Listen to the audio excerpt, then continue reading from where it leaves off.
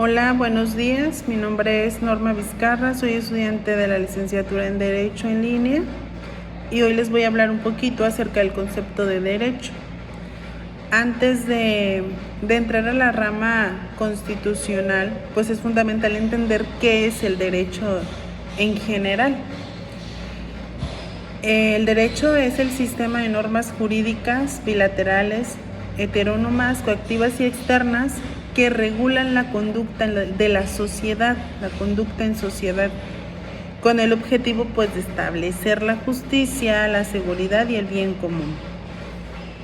En esencia pues es el pegamento social que evita la anarquía y permite una convivencia pacífica.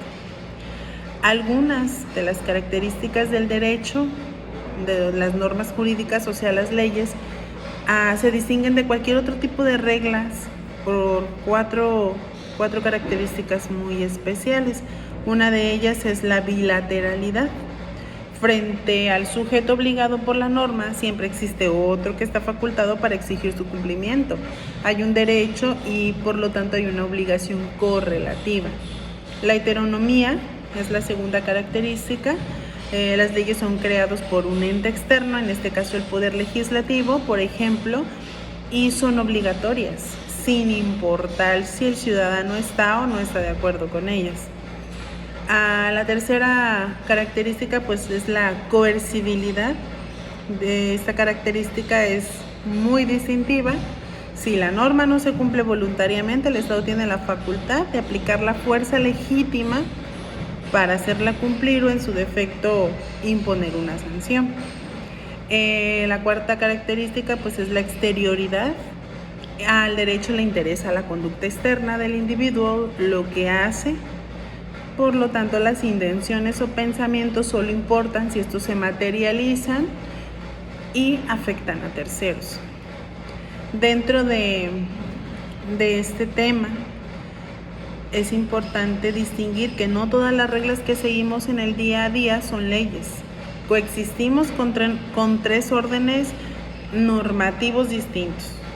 El derecho, los tipos de norma viene siendo el derecho jurídico, la moral y los convencionalismos, educación, la moda, etiquetas.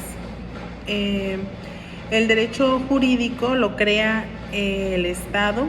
Es obligatorio, claro que es obligatorio, y lo regula el exterior. La moral lo crea uno mismo, es autónomo, no es obligatorio, es incoercible, solo da remordimiento, y quien lo regula, pues lo regula el interior. Y el convencionalismo, retomando un poquito el concepto, pues dentro de la educación, la moda, la etiqueta, ¿quién lo origina, quién lo crea? La sociedad, de manera heterónoma. No es obligatorio por la fuerza, es incoercible, solo da rechazo social. ¿Y quién lo controla? El exterior, ¿verdad? Un ejemplo de este tema ya mencionado, pues por ejemplo, no robar es una norma jurídica, vas a la cárcel. Una norma moral va en contra de tu conciencia, y un convencionalismo social, pues la sociedad te va a señalar, te va a etiquetar. Pero vestir de gala en una boda es solo un convencionalismo. Si vas en jeans, pues no vas a la cárcel. Dentro de las principales acepciones del derecho, la palabra derecho se usa con distintos significados según el contexto. Las principales acepciones en este ámbito son, por ejemplo, el derecho objetivo, que viene siendo el conjunto de leyes escritas que componen un ordenamiento o el ordenamiento jurídico de un país. Por ejemplo, el Código Civil o la Constitución. En este caso, pues es la norma. El derecho subjetivo, que es la facultad o el poder que tiene una persona derivado de la norma objetiva para hacer o exigir algo. Por ejemplo, tengo derecho a expresarme o tengo derecho a cobrar mi salario. Es la prerrogativa. Derecho vigente es el derecho que rige en un momento y lugar determinados, aprobado por el Estado y que no ha sido derogado. Por ejemplo, las leyes actuales. El derecho positivo es el derecho que efectivamente se cumple y se aplica en una sociedad, esté vigente o no esté vigente. En este caso o lo pudiéramos enfocar un poquito en el derecho que se posa en la realidad. El derecho natural, pues es el conjunto de derechos y principios intrínsecos a la condición humana, como la vida o la libertad, que existen por el simple hecho de ser personas, antes y por encima de cualquier ley escrita por el hombre.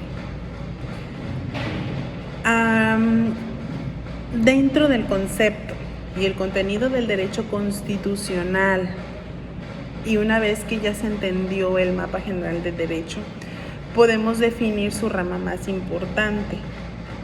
El derecho constitucional es una rama del derecho público que se encarga de estudiar la estructura orgánica del Estado, los principios que lo fundamentan, los límites del poder público y la garantía de los derechos fundamentales de los ciudadanos. Todo ello concentrado en el texto de la Constitución. Es la base de todo el ordenamiento jurídico. Ninguna ley inferior puede contradecir lo que dicta el derecho constitucional. El contenido del derecho constitucional se divide tradicionalmente en dos grandes áreas que reflejan la estructura de casi cualquier constitución del mundo. Una es la parte dogmática y otra es la parte orgánica.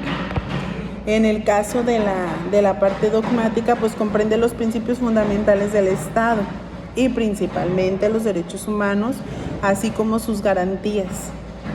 Se le llama dogmática porque establece verdades o dogmas de libertad y de la misma dignidad humana que el Estado no puede tocar.